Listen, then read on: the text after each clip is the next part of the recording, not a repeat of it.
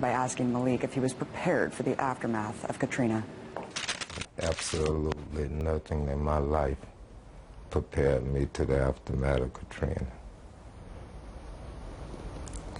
The first 2 days was normal.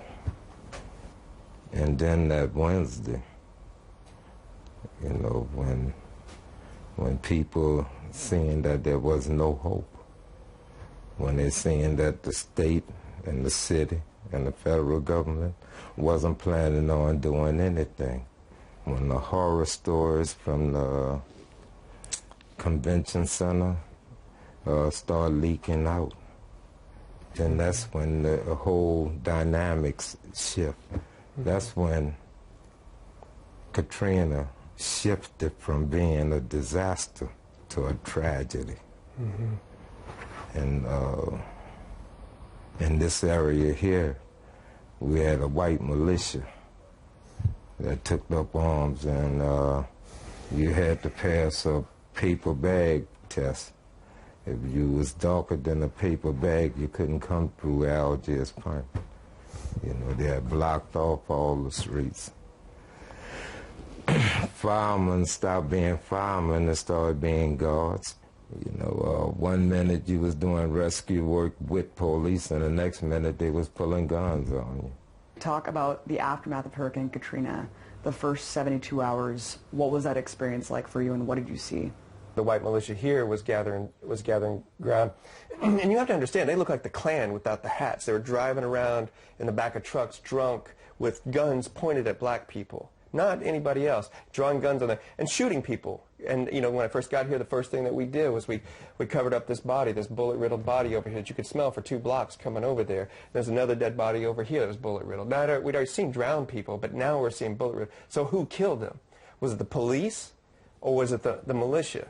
And so at the time, we didn't know which one it was because both of them were out of control. New Orleans police, long history of systemic racism, a systemic out-of-control police system.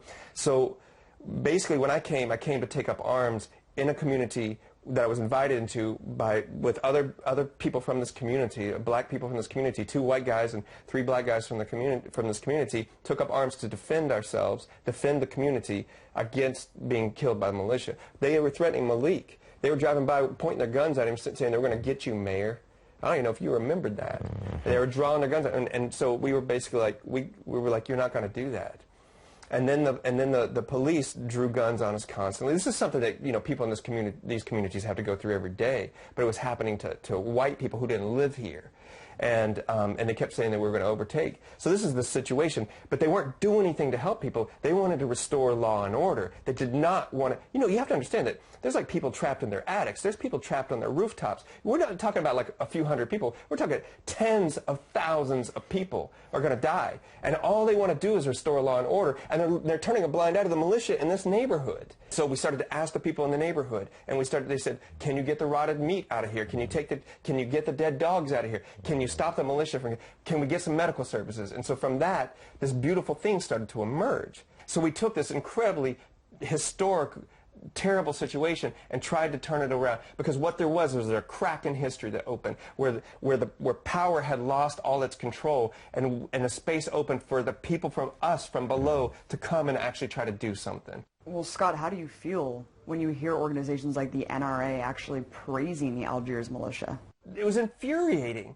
I mean, these guys, I was in an armed standoff with them, and I was thinking, and I'd always been like, well, maybe I should have pulled the trigger. And then I would have killed these people, and I would have gone to prison, and like all these bad things would have happened, would have stopped them from killing other people. But then when I hear the NRA praising them today, like in the 9th anniversary, I'm like, what's wrong with you? These men and women were killing people and bragging about it. They were treating them, like Malik was saying, as other. As anybody who was desperate was other, and treated like dogs or less than dogs, and like they should be killed. They called it pheasant season, shooting black youth. They were like, it's pheasant season. And I'm sorry I'm so angry about it, but it's infuriating. It's not just the police. This is the systemic part of this. Malik, why do you think the government failed so abysmally to react and provide adequate relief in the aftermath? if to give the government too much credit by saying they failed. Because if you say that you failed at something, that means that you tried. You never tried. Damn right. You know, so you knew it from the get-go. You know, that Damn right. we had a ship to run across this levee here. And it didn't break. Why? Because this levee protected whites. It protected the U.S. naval base that was here. So an ocean freighter could run across this levee, and it didn't break. I'm going to tell you something. Long before Hurricane Katrina, New Orleans had already been inundated. Hurricane despair, hurricane poverty, hurricane racism.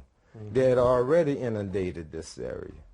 So, you know, the only thing that Katrina really did is kind of expose it. And because that no one cared is the reason why we facing the ramification of it now.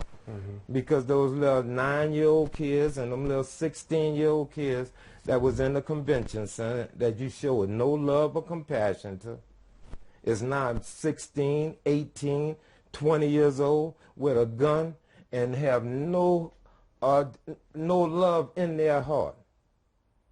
Because there wasn't no trauma counselors. The first high school that was open in the aftermath of Katrina for poor blacks had up to 75 kids in one classroom. It had more guards than teachers. It's not no